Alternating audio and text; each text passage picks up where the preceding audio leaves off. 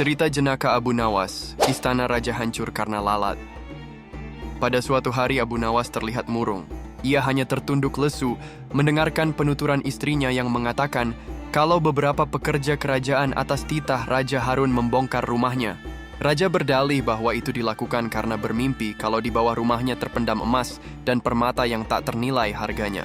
Namun setelah mereka terus-menerus menggali, ternyata emas dan permata tidak juga ditemukan. Parahnya, sang raja juga tidak mau meminta maaf dan mengganti rugi sedikit pun kepada Abu Nawas. Karena itulah Abu Nawas sakit hati dan memendam rasa dendam kepada perusak rumahnya. Lama Abu Nawas memeras otak, namun belum. Juga ia menemukan muslihat untuk membalas perbuatan baginda. Makanan yang dihidangkan istrinya pun tidak dimakan karena nafsu makannya telah lenyap.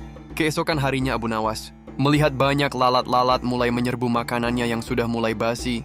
Begitu melihat lalat-lalat itu berterbangan, Abu Nawas tiba-tiba saja tertawa riang seolah mendapatkan ide. "Tolong ambilkan kain penutup untuk makananku dan sebatang besi," kata Abu Nawas kepada istrinya.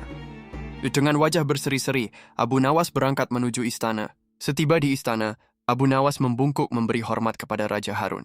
Raja Harun terkejut atas kedatangan Abu Nawas. Di hadapan para menterinya, Raja Harun mempersilahkan Abu Nawas untuk menghadap. "Ampun tuanku, hamba menghadap tuanku baginda hanya untuk mengadukan periakuan tamu-tamu yang tidak diundang.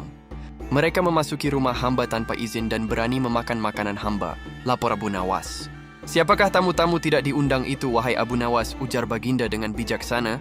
"Lalat-lalat ini tuanku," kata Abu Nawas sambil membuka penutup piringnya. "Kepada siapa lagi kalau bukan kepada paduka junjungan hamba?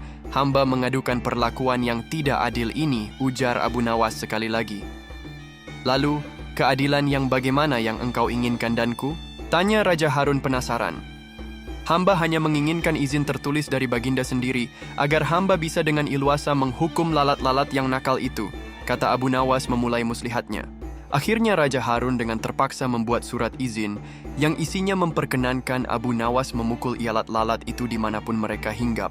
Setelah mendapat izin tertulis itu, Abu Nawas mulai mengusir layat lalat di piringnya hingga mereka terbang dan hinggap di sana-sini. Dengan menggunakan tongkat besi yang dibawa dari rumah, Abu Nawas mengejar dan memukul lalat layat itu. Ketika hinggap di kaca, Abu Nawas dengan tenang dan leluasa memukul kaca itu hingga pecah. Kemudian vas bunga nan indah milik sang raja juga ikut terkena pukul dan pecah. Akhirnya hanya dalam beberapa menit saja seluruh perabot istana hancur berkeping-keping. Raja Harun tidak bisa berbuat apa-apa kecuali menyadari kekeliruannya yang telah dilakukan terhadap Abu Nawas dan keluarganya.